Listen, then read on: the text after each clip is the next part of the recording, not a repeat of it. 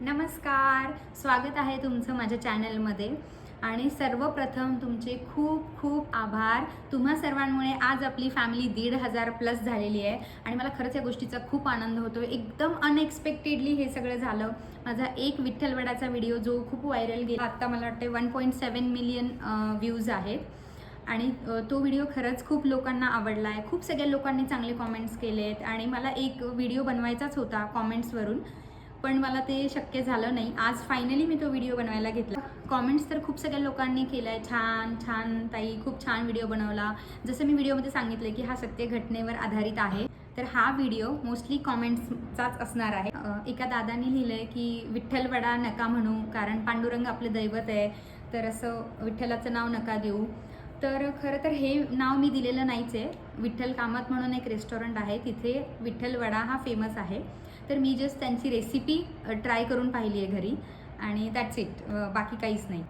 दुसरे माझ्या मावशीबद्दलच्या खूप कॉमेंट्स आल्यात. मला लोक म्हणत आहेत की तू त्यांना मावशी का म्हणतेस, त्यांचं वय बघ, तुझं वय बघ, ती जर मावशी तर तू आजी का, वगैरे वगैरे. तर मुळात मी त्यांना मावशी म्हणतच नाही. त्या माझ्यापेक्षासुद्धा 1 वर्षांनी लहान आहेत आणि त्यांच्या सांगण्यानुसार त्यांना त्यांच्या नावाने बोलवते. पण माझा 5 वर्षांचा छोटा मुलगा आहे, तर तो माझा ऐकून त्यांना नावाने नको बोलवायला, म्हणून मी ह्या 2-3 वर्षात त्यांना अधूनमधून मावशी म्हणत असते.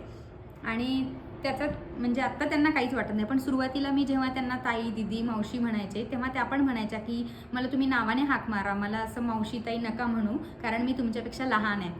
तर हेच होतं. खूप सगळे लोक त्यावरती कॉमेंट करतात. कॉमेंट बॉक्समध्येच एकमेकांना रिप्लाय देणं चालू होतं, तर मला ही गोष्ट आवर्जून सांगायची होती.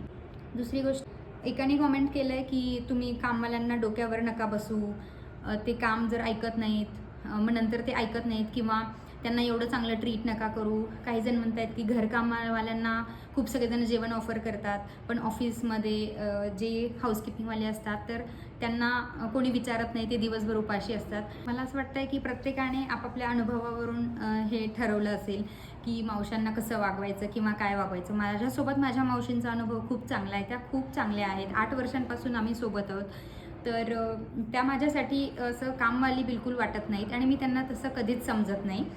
आणि मुळात प्रत्येकाचे अनुभव वेगळे असतात, त्यामुळे लोक थोडंसं जज करतात. म्हणजे मला असं वाटतं की जर तुम्हाला वाटतं आहे की कोणाला कशाची गरज आहे आणि तुमच्याकडून जर ते शक्य होत असेल तर का नको करायला.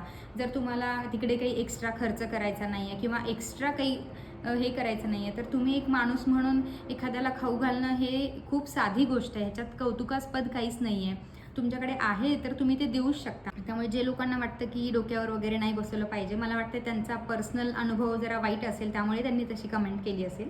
नंतर भरपूर जणांनी चांगल्या पण कॉमेंट्स केल्यात की आम्ही पण मावशांना चांगलं वागवतो आणि चांगली गोष्ट आहे तुम्ही असं वागवतो. आणि काही जण म्हणत आहेत की व्हिडिओसाठी काहीही करता वगैरे, तर असं अजिबात नाही आहे. माझ्या मावशींना मी खायला दिलं हे मी व्हिडिओमध्ये दाखवलं, तर ते 1 दिवसाची गोष्ट नाहीच आहे. जसं मी आत्ता सांगितलं, मी त्यांना माझी कामवाली मावशी समजतच नाही, तर ही सत्य घटनेवर आधारित आहे. तर म्हणजे मला ही गोष्ट उशिरा लक्षात आली की ही घडून गेलेली गोष्ट, जर ह्याचा कॉन्टेंट तयार केला तर लोकांना तो आवडू पण शकतो किंवा लोक त्याच्यातून चांगला मेसेज घेतील. त्यामुळे मग मी ठरवलं की मी तसा एक व्हिडिओ बनवेल आणि तो लोकांना खूप आवडला. मला खरंच खूप छान वाटते, तुम्ही भरभरून प्रतिसाद देताय. आणि हे जे 1-2 व्हिडिओज लोकांना रिसेंटली आवडत आहेत ना, तर अशाच पद्धतीच्या काही घटना आधी पण घडल्या आहेत माझ्यासोबत. मी त्यासुद्धा तुमच्यासोबत शेअर केल्या पाहिजे, जेणेकरून लोकांना चांगला मेसेज जाईल. तर रिसेंटली 1-2 किस्से झाले, तर त्याबद्दलसुद्धा मी व्हिडिओज बनवायचे ठरवलं आहे. आणि बऱ्याच जणांनी काही फनी कॉमेंट्स पण केल्या आहेत आणि मला छान वाटते ओव्हरऑल सगळ्या कॉमेंट्स वाचून. आणि मला हे पण लक्षात आलं की लोक काय काय विचार करत आहेत. आणि कधी कधी असं वाटतं की बरं झालं लोक ॲटलिस्ट ते कॉमेंट्समध्ये तरी लिहित आहेत, म्हणजे काही लोक तरी लिहित आहेत कॉमेंट्समध्ये, जेणेकरून मला लक्षात येतं आहे की लोकांच्या काय गोष्टी गैरसमज आहेत आणि काय गोष्टी त्यांना मी सांगायलाच पाहिजेत.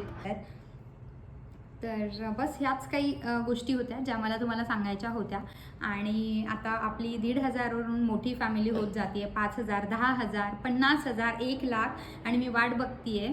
तर मला हे सगळे टप्पे पार करण्यासाठी तुमच्या साथीची आणि आशीर्वादाची गरज आहे. आणि मला माहिती आहे ती तुम्ही नक्कीच देणार. तुम्ही मला कॉमेंट्समध्ये विचारू शकता रेसिपीबद्दल किंवा तुमचे काही दुसरे क्वेश्चन्स असतील किंवा एडिटिंगबद्दल जे काही तुम्हाला विचारायचं असेल तुम्ही कॉमेंटमध्ये विचारू शकता. अजून कसे व्हिडिओज तुम्हाला पाहायला आवडतील ते सुद्धा मला कॉमेंटमध्ये नक्की सांगा.